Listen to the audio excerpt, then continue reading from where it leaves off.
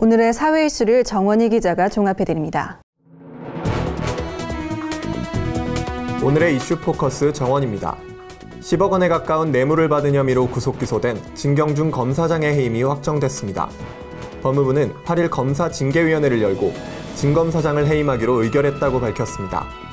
해임은 검사에 대한 가장 높은 수위의 징계로 현직 검사장이 비리 혐의로 해임된 것은 68년 검찰 역사상 처음 있는 일입니다. 진 검사장은 앞서 넥슨 창업주인 김정주 NXC 대표로부터 주식과 자동차, 해외여행 경비 등 9억 5천만 원대 뇌물을 받은 혐의로 지난달 29일 구속 기소된 바 있습니다. 며칠째 전국에 이례적인 폭염이 이어지면서 최대 전력 수요가 사상 최고치를 기록했습니다. 전력거래소에 따르면 8일 오후 3시 최대 전력 수요는 8,370만 킬로와트로 역대 최대 전력 수요였던 지난 1월 21일 8,297만 킬로와트를 넘어섰습니다. 전력 수요는 대체로 여름보다 겨울에 높지만 올해는 이상 폭염이 이어지고 있어서 여름철임에도 기록을 경신한 것으로 보입니다.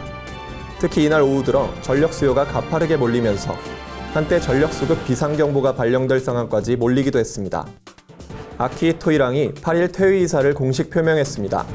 일본 왕실의 대표인 1왕이 살아있는 동안 물러나는 것은 에도 시대인 1817년 고가쿠 1왕 이후 처음입니다. 이에 따라 약 200년 만에 1왕의 조기 퇴위와 왕위 계승을 위한 논의가 본격화될 것으로 보입니다. 아키히토 1왕은 이날 차츰 진행되는 신체의 쇠약을 생각할 때 지금까지처럼 몸과 마음을 다해 상징으로서의 책무를 수행하는 것이 어려워지지 않을까 생각한다며 퇴위 사유를 밝혔습니다. 개통 첫날부터 수많은 논란을 불러왔던 인천 지하철 2호선이 이번엔 탈선 소동에 휩싸였습니다.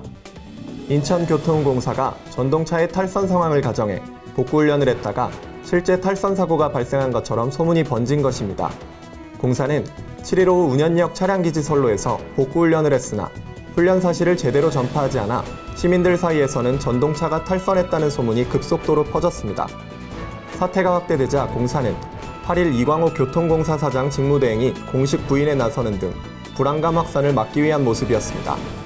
폭염 속 통학버스 안에 어린이를 방치한 유치원에 대해 해당 교육청이 폐원까지 검토 중인 것으로 알려졌습니다.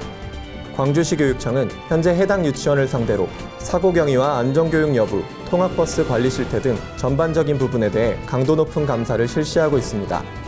지금까지 조사된 바로는 사고가 난 통학버스가 학교 안전공제 중앙회 통학차량 알림위에 등록되지 않은 것으로 확인됐습니다. 교육청은 유치원 원장의 과실이 드러날 경우 징계위원회에 해임을 요구한다는 방침입니다. 구티비 뉴스 정원입니다.